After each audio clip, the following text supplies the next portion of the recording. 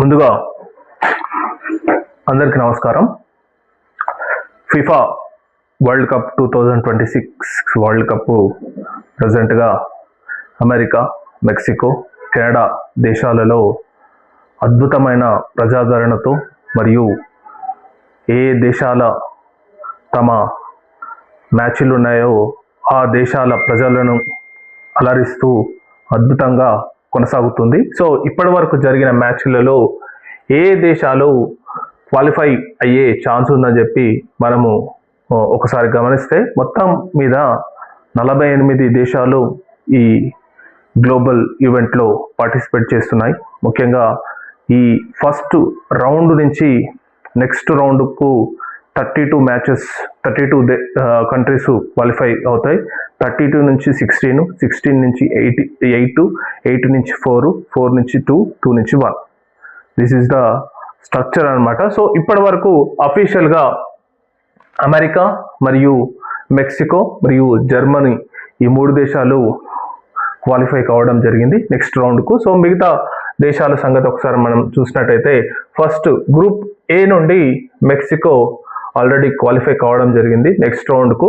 So next South Korea కూడా ఏమైనా possible chances ఉంటే ఉండొచ్చు అనమాట. సో మెక్సికో 2 మ్యాచ్లు ఆడింది, 2 మ్యాచ్లు గెలిచింది. సో సౌత్ కొరియా ఒక మ్యాచ్ ఓడిపోయింది, ఒక మ్యాచ్ గెలవడం వల్ల 3 పాయింట్స్ రావడం జరిగింది అనమాట. సో సౌత్ కొరియాకు ఇంకా ఛాన్సెస్ ఉంటే అది ఇంకా రన్ రేటు వాటిని బట్టి అవకాశం ఉంటుంది. కానీ సౌత్ ఆఫ్రికాకు మరియు చెక్ రిపబ్లిక్కు అవకాశం మాత్రం లేదని చెప్పాలి. నెక్స్ట్ బి గ్రూప్లో చూసినట్టయితే కెనడా అఫీషియల్గా 4 పాయింట్స్ తీసుకురావడం జరిగింది. సో 2 మ్యాచెస్లో ఒకటి విన్ కావడం, ఒకటి డ్రా కావడం జరిగింది. సో స్విట్జర్లాండ్ కూడా 4 పాయింట్స్ తీసుకోవడం జరిగింది అనమాట. సో ఈ 2 దేశాలకు అవకాశం ఉంటుంది. నెక్స్ట్ ఇక్కడ బోస్నియా మరియు ఖతార్కు out of the World Cup అని చెప్పాలి.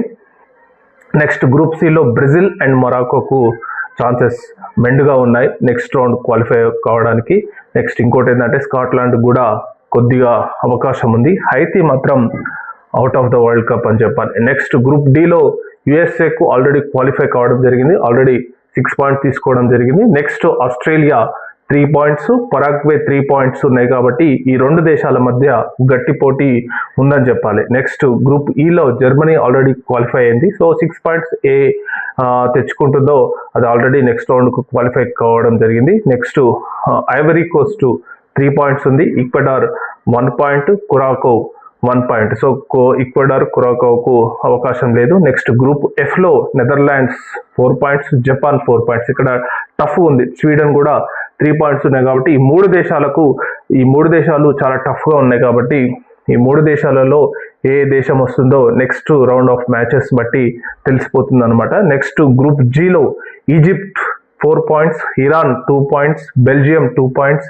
అండ్ న్యూజిలాండ్ 1 పాయింట్. ఇక్కడ విశేషం ఏంటంటే బెల్జియం చాలా టాప్ మోస్ట్ కంట్రీ, కానీ ఇప్పటికి కూడా అది 3rd ప్లేస్లో ఉంది. సో ఈజిప్ట్ అనూహ్యంగా ఫస్ట్ ప్లేస్లో ఉంది గ్రూప్ జీలో. సో మహమ్మద్ సలా అసలు యాక్చువల్లీ వరల్డ్ కప్లో ద ఫస్ట్ మ్యాచ్ విన్ కావడం జరిగింది. సో దానివల్ల ఈజిప్ట్కు మెండుగా అవకాశాలు ఉంది. సో గ్రూప్ హెచ్లో అనూహ్యంగా స్పెయిన్ రికవర్ కావడం జరిగింది. నిన్న సౌదీ అరేబియాతో జరిగిన మ్యాచ్లో అద్భుతమైన విజయాన్ని సొంతం చేసుకొని మళ్ళీ నెంబర్ 1 ప్లేస్లోకి రావడం జరిగింది. సో స్పెయిన్కు చాలా అవకాశాలు ఉంది. సో గ్రూప్ ఐలో నార్వే అండ్ ఫ్రాన్స్. సో ఈ 2 దేశాలు ఖచ్చితంగా క్వాలిఫై అయ్యే అవకాశాలు ఉన్నాయి. మరియు గ్రూప్ జేలో అర్జెంటీనా, ఆస్ట్రియా. సో ఈరోజు జరిగే మ్యాచ్లను బట్టి వాటి పాయింట్స్ని బట్టి క్వాలిఫై రౌండ్స్ ఎలా ఉందో తెలిసిపోతుంది. నెక్స్ట్ గ్రూప్ కేలో Colombia and DR Congo and Portugal. So Portugal అనూహ్యంగా చాలా పూర్ పర్ఫార్మెన్స్ అని చెప్పాలి. కొలంబియా చాలా ఎక్సలెంట్ పర్ఫార్మెన్స్తో 3 పాయింట్స్ తీసుకోవడం జరిగింది. సో నెక్స్ట్ మ్యాచెస్ బట్టి ఇవి ఉండే ఛాన్సెస్ ఉంది. గ్రూప్ ఎల్ కూడా England, Ghana, Panama, Croatia. So Croatia చాలా అనూహ్యంగా లాస్ట్ ప్లేస్లో ఉంది. సో ఇంగ్లాండ్కు బెటర్ ఛాన్సెస్ ఉన్నాయన్నమాట. సో ఇవి వీటి మేజర్ కంట్రీస్ యొక్క పాయింట్స్. సో వీటిని బట్టి తర్వాత మ్యాచెస్కు తర్వాత రౌండ్స్కు క్వాలిఫై అయ్యేది తెలుస్తుందన్నమాట. Thank you.